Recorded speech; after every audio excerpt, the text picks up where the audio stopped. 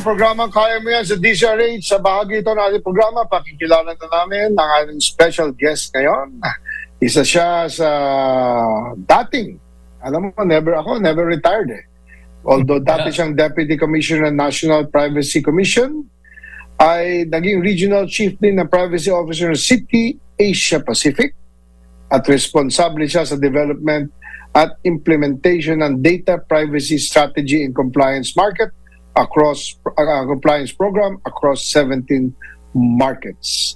Nagkaroon siya ng mahabang experience sa ganitong klaseng trabaho at hawak niya ito. Emer, grabe ito ha. Yes. Meron siyang certification, IAPP certification, CIPM, CIPP-E, and CIPT. Pa-explain ko natin mamaya sa kanya yan. Ang alam ko lang dyan, magaling na golfer eh. Before joining City, siya rin nag-serve ng public sector sa Pilipinas at siya ay co-author at nakapirma sa Implementing Rules and Regulations of the Data Privacy Act of 2012. O, wala kayo niyan, ha? At siya ay nanguna sa mga initiatives to promote and protect data privacy rights. Nagkaroon siya ng maraming awards for privacy leadership and impact, kasama ang Exemplary Privacy Leadership Award from the National Privacy Commission noong 2021. Yeah. At ang Datos Privados Award for Empowerment Enablement from the National Association of Data Protection Officers of the Philippines 2019. Aktibo siyang member ng privacy community at nagsilbi sa Asia Advisory Board ng IAPP, International Association of Privacy Professionals. At tumulong din, nag-contribute sa training and certification of privacy professionals sa region. Siya ay isang passionate na tumutulong sa advancement ng data privacy profession na nagbibigay ng fostering culture of trust and transparency in the digital age. Ako, important yan. Please welcome to the show, Mr. Dondi Mapa Silverde, LSGH 79. Welcome, Dondi.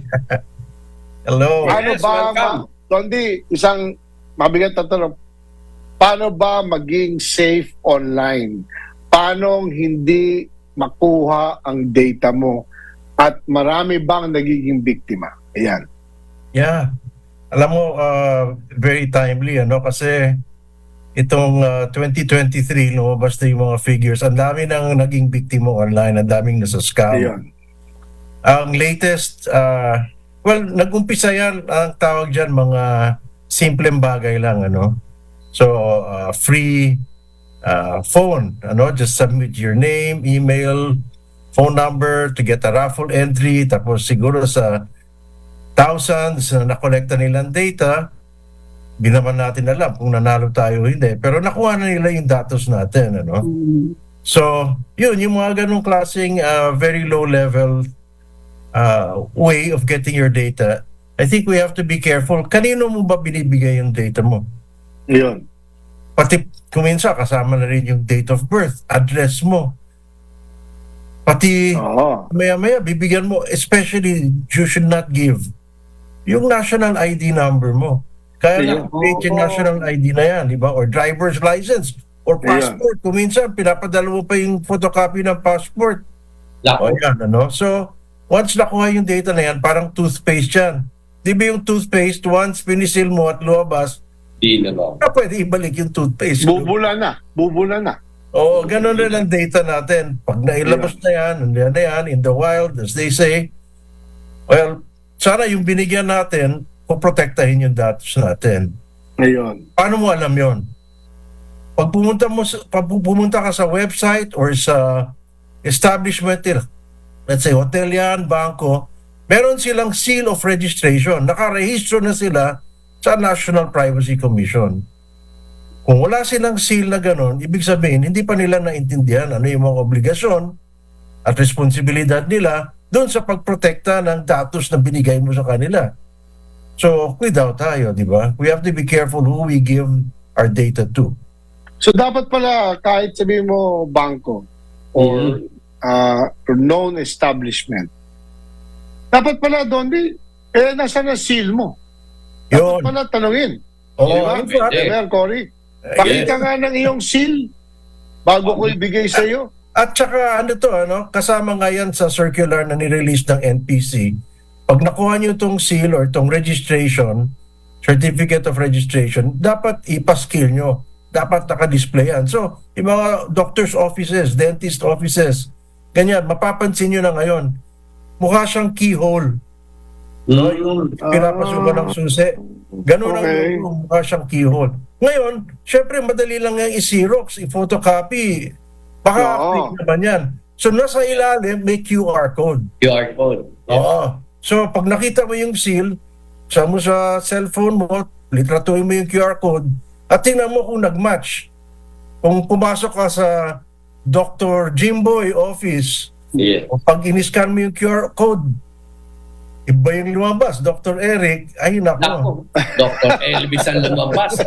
O, di ba? Kinopya na yun. Sinirox mo lang yata ito. Oo. So, hindi porket merong seal, dapat checkin mo pa rin kung tunay naman yung seal. Correct. Ganun pala yon. So, ang most common na nananakaw na data is happening sa text or online na ngayon. Is it happening email? Ito nga yung latest na modus operandi. Ang tawag nila pig butchering. Ano? Pig butchering. Pig. Oo, kakatayin Baboy, ka ng baboy. scammer. Ngayon, it's a long process kasi pag-isipan mo yung pig butchering, di ba pinapataba mo na yung pig. Saka Oo. siya kakatayin, di ba? So, Ayun, oo. so ganyan, itong mga organized crime, marami silang na-identify na targets on social media. Pinapataba ito. Tapos yung medyo pinakamataba na, yun ang kakatayin nila. Yun ang pig butchering. Ngayon, Yun. ano Yun ang ginagawa nililitsyon. yun? Yun ang nililitsyon. Oo. And yan ang latest na modus operandi na scam na marami ang nagiging biktima ngayon. And it's done through a variety of means. So, umumpisahan yan, text. Sabi mo, Ricky, text, di ba? Alam nila kasi yung mga pinopost mo sa social media, ito mahilig to sa golf. Ito mahilig to sa wine. Ito mahilig to sa mga pagkain na Chinese food. Papadala ka ng text. Di mo alam kanino galing. Biglang sasabihin, sir, yung in-order mo na salmon, nandito. Sir, yung golf clubs na pinabili mo, nasa akin na. Oo. O yan. Di mo Pag-aaralan ka pala. Pag-aaralan ka nung sindikato. profiling na. Profiling. That is what they say. The more someone knows about you, the more they can control your behavior. Teka, may tanong. Ang sa hirap Facebook. naman kung public. Ito tayong apat nasa Facebook. Ano dapat ang setting? Dapat ba friends lang, public? Anong advice mo sa mga may Facebook account na nakikinig na sa atin Siyempre, yan? mas pabor sa iyo yung friends only, di ba? Pero kung minsan, pati yung friend accounts natin, nahahack. Yeah. Yan ang reason why marami ding mga nag-open ng fake accounts. Di ba? Ayun. Akala mo si Mr. So-and-so, yung pala, kinopya lang yung picture niya, yung pangalan niya, para maging friend sa inyo. Once they're your friend, yun, kahit naka-friends only ka, nakikita rin nila, ito pala, paborito niya musician, si Bruno Mars. Gusto pala niya, ganitong klase. Tapos tama si Cory, habang pinoprofile ka, habang pinapataba ka, the minute sumagot ka kasi sa text na yun, sasabihin nila, thank you for replying, mali pala yung pinadala ko. Tapos 1 week later, papadala yan ng text ulit. I remember last week, sabi ko, meron akong bagong golf clubs, meron akong salmon, whatever it is. Baka gusto mo, sabihin mo, no thank you, ganyan. Pero what they'll do now is they'll try to strike up a friendship. Yeah. So, konti, gano'n na, have you heard about this latest? Alam mo, I'm celebrating today kasi nakakuha ko ng 1 million. Oo. Hanggang kumagat ka, biglang, talaga, paano nangyari yun? Di mo man siya kilala, pero nagme-message siya sa'yo. Parang akala mo, kausap mo siya talaga. Napadala yan ng picture, Instagram, sabihin, I'm here now in this resort kasi nanalo ako. baka gusto mo rin ng chance. So, syempre, sasagot ka at some point, di makakagot. Oo. Kasi nga, the more they know about you, the more they can control your behavior. Ayun. Pero doon, meron akong tanong. Ganito yon. Minsan, hindi lang minsan, kadalasan, makakatanggap ka sa cellphone mo ng mensahe galing sa bangko. Ayan. Like your account is due on Okay. a certain date. Please review your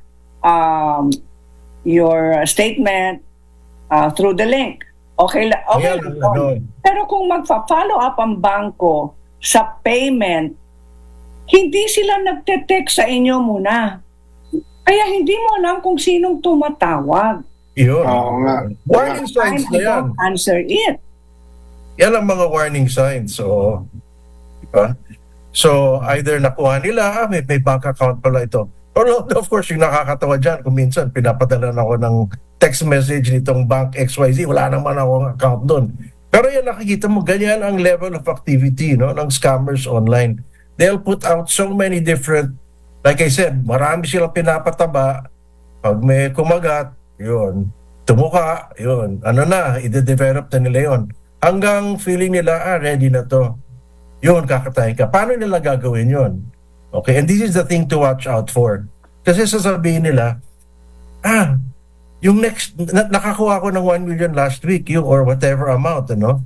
Nakakuha ko ng kotse. The next one, baka gusto mong hati tayo. No. I want to share some of my good luck with you. Sabihin nila, kahit sa umpisa, hihingi lang sila ng 500, 1,000, small amounts. Palaki ng palakihan. Mamaya-maya, ito na yung website. Gawa tayo ng account dyan, joint account, para hati tayo. So you'll think, this either it's a romantic linkage or, there's a friendship being developed, but they're really cultivating you already. Like I said, palapit ka. Pinatataba ka.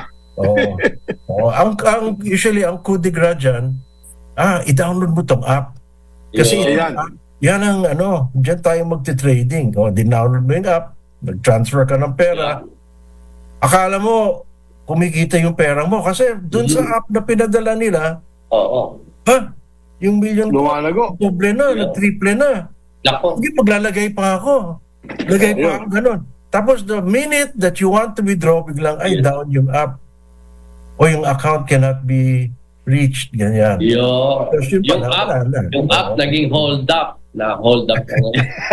Hold up ka. Pero alam nyo doon, sa post office, makakatanggap ka ng mensahe, may parcel kayo dito, kailangan nyo mag-click lang sa link na ito to get your parcel. Tapos pag meron akong kaibigan na sumunod naman sa mga instructions, akala niya meron siyang parcel galing sa ibang bansa. So, she went to that link, she clicked, tapos hiningi yung mga detalye niya, binigay niya. Yun. That's one way na. Siya pati yung bank account number niya hiningi. Ayun. Buti na lang, nung sinabi niya sa akin, binigay niya yung bank account number, within minutes, I told her to call the bank. So, ang ginawa ng bangko, na-freeze ang account niya. Yan ang vigilance. No? Siyempre, dapat aware tayo na may mga organized crime talaga. May mga scammers yan. Libo-libo yan. Nasa isang building. Tinuturuan sila. Paano gawin yung scam na yan? Tinuturuan sila. Yung mga tanong. Paano may ipoprofile itong tao? Diba? How do you reel it in? Ganyan. Kung sumagot ka dun sa package, yung pala, pwede nang padalan yung link. Ito yung kukunin mo na data sa kanila, gano'n, So, they act very quickly. They go after, yun, syempre, yung mga hindi pa masyadong aware na may ganito. That's why I really appreciate, that you invited me to your program para maiwasan natin yan. Yung mga magiging biktima online. Paano sa Facebook? Minsan, nawawala na yung account mo, na-lock out ka na sa messenger account mo. Yeah, you have to be able to make sure that you recover it, So you can report it to Facebook or to Messenger para Kaka- makikita O kasi kung hindi, may gagamit na iba. Correct, yun. Sasabihin na Yun. nila, Dondi, ako yung kaibigan mo nung grade school. Oo. Ay, magkatabi tayo. Oo. Alam mo ba, milyonaryo na ako. Yan. Gusto mo bang maging rin, makipag-share? Ito, alam ko, ito yung sekreto dyan, gano'n. Yung pala, stolen Facebook account. No? So, alam mo, Emer, kasi minsan may nag-text sa akin, messenger, yung pala na-hack, ang tanong pare, padala mo naman sa akin yung mobile number mo tsaka email address. Yun. Sira ulo itong kaibigan ko to. Alam mo naman yung aking mobile number. Tama. Ayun, didelete ko na yung account. Yung pala na-hack. Yes. So, kasi sabi doon, pag kami mga tanong na gano'n, nakilala mo naman na parang be suspicious already. Now, parang ibang tanong nito ngayon parang nakasyabu ata ito ngayon. Parang gano'n. Dapat, alam mo, tama yung word mo. In the digital world, I don't know how much be time suspicious.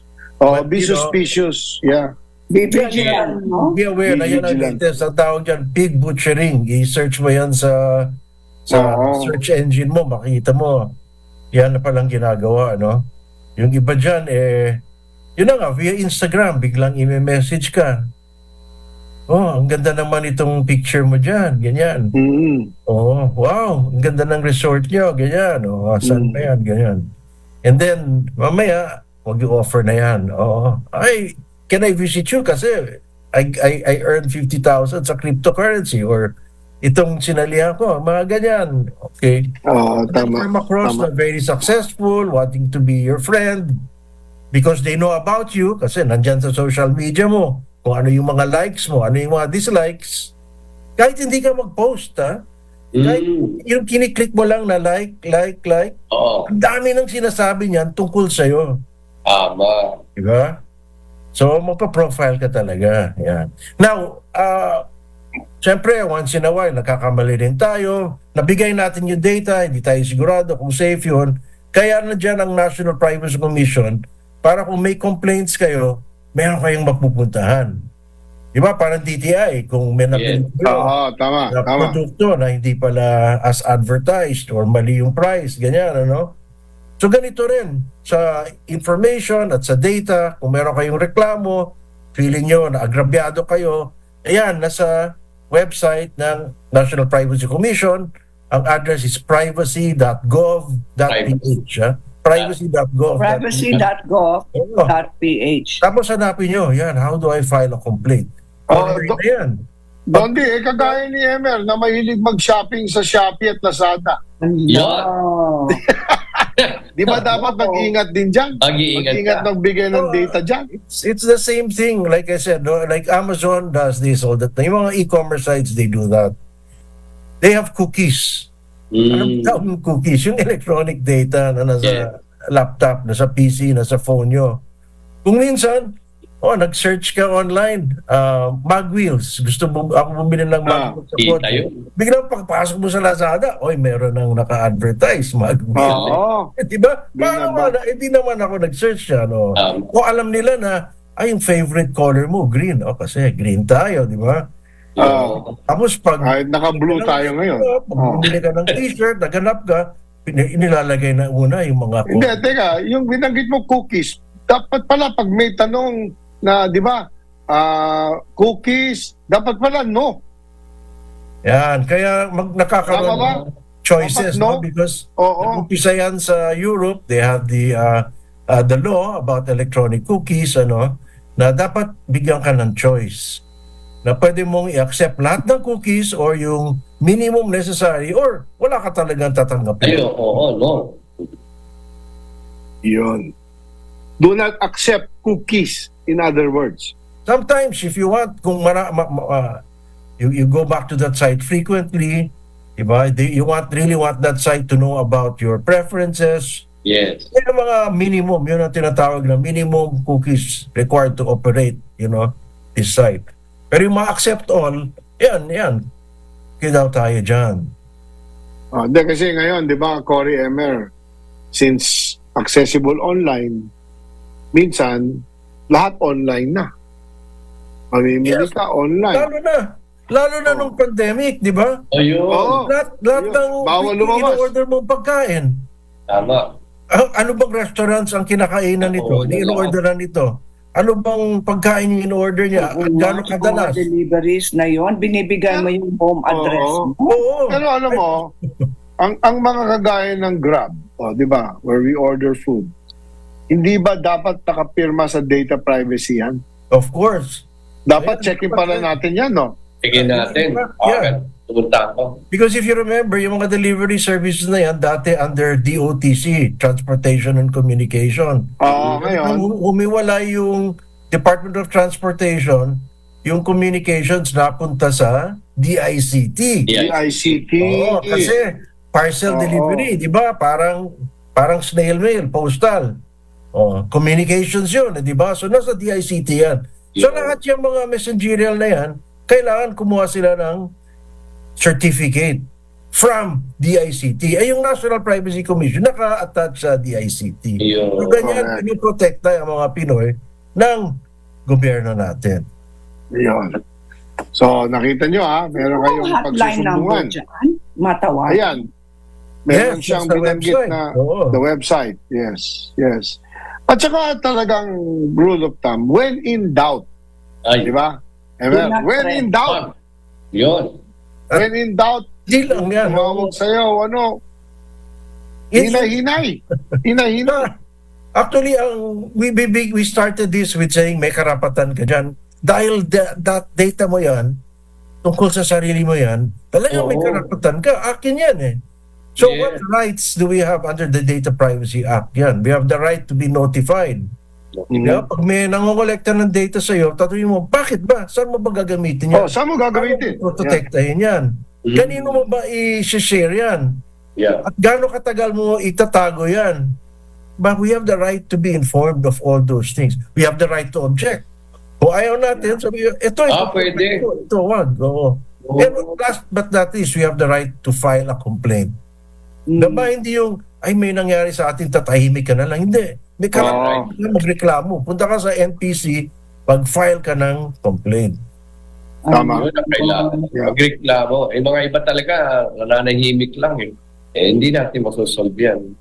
Hindi, kaya tayo, sabi ko nga kay Dondi, Emerat, at Cory, halika Dondi, tulungan natin. Kasi marami tayo natatanggap na complaints na tulungan niyo po kami, Oo. nakunan ako ng pera sa bangko, tulungan niyo kami, nagkaroon ako ng, bigla akong may utang, bigla Correct. akong, Oo.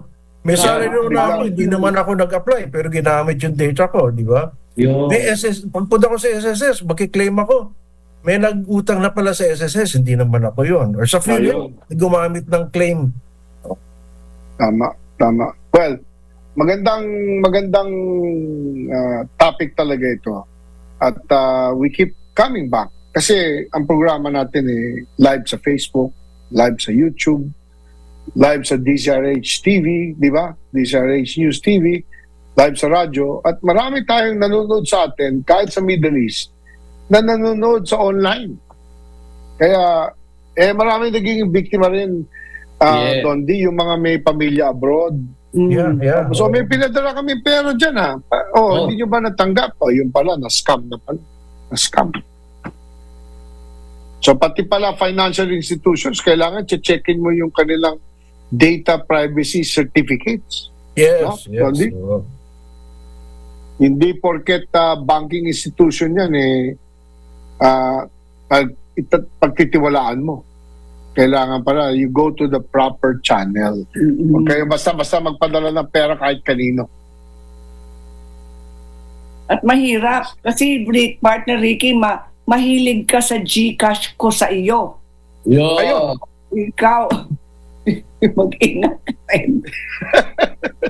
Ayan, kahit yung GCash, di ba ngayon, Yes. hindi na nilalabas yung pangalan kung kanino ka nagbayad, di ba? May mga, Hindi diba? kagaya nun. ang tawag doon, may something called pseudonymization.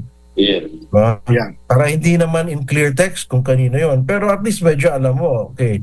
So even these details, sometimes you want to protect it, di ba? Ayun. Yung nangyari nga previously may mga reports ano sa scam sa GCash. So even GCash realized they have to improve the way they're Correct. doing. Kasi ang dami gumagamit yan eh. Marami gumagamit ng mga GCash, Paymaya, imbis na magbangko. Diyan na lang sila. O, may tanong dito, Dondi, pwede ka ba daw imbitahin ng mga groups or communities para maintindihan nila itong data privacy na ito, Dondi?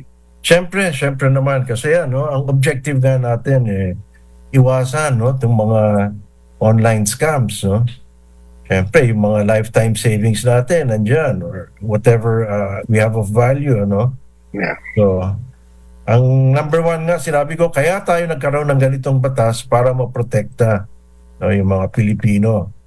Yan. So, dapat Okay. gawin natin. So, siguro top 5 partners. Top 5 maipapayo ni Dondi sa ating mga... Yan. Your parting words, Dondi. Your top 5 tips Oo. sa atin sa mga... Go ahead. The first one really is, if somebody's asking for data from you, meron kang pinapafill up na form online o kahit na lang sa papel, isusulat mo lahat ng detalye mo. Ako, di ba, nung contact tracing ng COVID, yan ang di ba? Oo, lahat. Oo. Bilang yun, susulat mo kung sinong sumunod sa'yo, pwedeng picturean, kukunin yung data na yun, But, well, ito sa pandemic, we had to somehow do what was necessary. But anytime someone collects data from you, be suspicious already. Bakit ba? Paano nyo gagamitin? Bakit nakalatag lang dyan sa papel? Paano kung yung ibang makikita nila? Diba? Hindi naman sila yung gagamit ng data, pero nakaladlad dyan, so nakikita nila. Okay? So, be very careful. That data can be used to harm you. Okay? Your data can be used to harm you. I've already described the many ways. Mag-open ng loan in your name, credit card in your name, yung mga claims nyo sa PhilHealth, sa SSS, or ganun nga, itong pig butchering na tinatawag natin. So just be very careful with your data, whether it's on paper, whether you submit it on your phone, whether you submit it online. Think twice, maybe even think thrice. And just be really cautious. Number 2, yung mga apps, Be careful rin yung mga pinapa-download sa inyo na apps. Lalo na ngayon, in the age of AI, ang dali-dali Hindi mo alam. Itong bangko to or whatever, brokerage, magdedeposito tayo, ganon. Parang totoo. Yun nga, yung pala, budol-budol. Yung pala yun, yung pera mo, hindi mo na makikita yun, mga ganyan. Third, I guess, is also be aware na in this day and age, may mga AI. Akala mo, yun nga, artista, sinasabi niya, or politician, di ba? Video ba naman, sinasabi niya, itong app ito, galing nito. Ginagamit ko to, But very easy nowadays to come up with deep fakes na ang tawag nila because Deep of fakes. time. Okay. Ay, Very galing. Maraming salamat. Maraming salamat. At sana huwag ka magsawa kasi marami talaga nakakailangan ng tulong.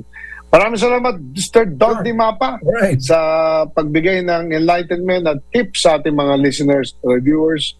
At magiging regular na sa atin si Dondi, mga kababayan. Kaya pagpasok nyo na yung tanong at alam nyo na meron tayong katulong dito sa inyong pag-protect ng inyong data privacy. Data privacy. Dondi, salamat. Next time, kaya mo yan. Thank you. Ayaw Thank you. yan. Thanks, Ed. Ayaw Thanks. yan. Animo. Thank you, Dondi. Sa oras natin 4:52 ng hapon, yan po si Ginoong Dondi Mapa, isang data privacy expert. Magbabalik po ang programa Kaya Mo Yan sa DZRH sa inyong paborito segment, Happy, Healthy at Iba Pa, pagkatapos ng ilang mga paalala. Bye-bye.